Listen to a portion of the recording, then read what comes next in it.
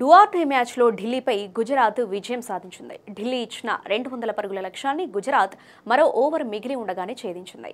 సుదర్శన్ సెంచరీతో ఢిల్లీ బౌలర్లను ఉతికారేశాడు. మరో ఎండ్లో కెప్టెన్ శుభ్మన్ గిల్ సూపర్ నాక్ ఆడాడు. అటు కేఎల్ రాహుల్ సెంచరీ వృధా అయిపోయింది. ఢిల్లీ క్యాపిటల్స్ 20 ఓవర్లలో 3 వికెట్లు కోల్పోయి 199 పరుగులు చేసింది.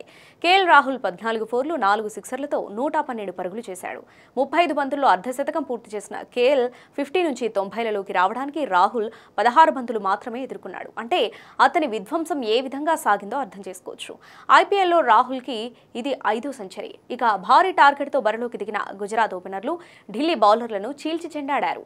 గిల్ కాస్త నెమ్మదిగా ఇన్నింగ్స్ ప్రారంభించినప్పటికీ సాయి సుదర్శన్ ఆరంభం నుంచే దూకుడు కొనసాగించాడు. 4లు సిక్సర్లతో మోత మోగించాడు. సాయి సుదర్శన్ ఇన్నింగ్స్లో 12 ఫోర్లు 4 సిక్సర్లు నమోదయ్యాయి.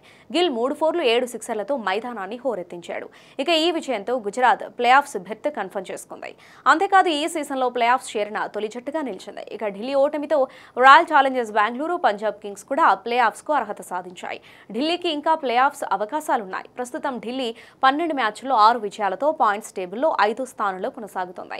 మిగిలిన చివరి 2 మ్యాచ్ల్లో ఢిల్లీ విజయం సాధిస్తే ప్లేఆఫ్స్ చేరుతుంది. ఒక్క మ్యాచ్ ఓడినా ఇంటికి పయనమవ్వాల్సిందే.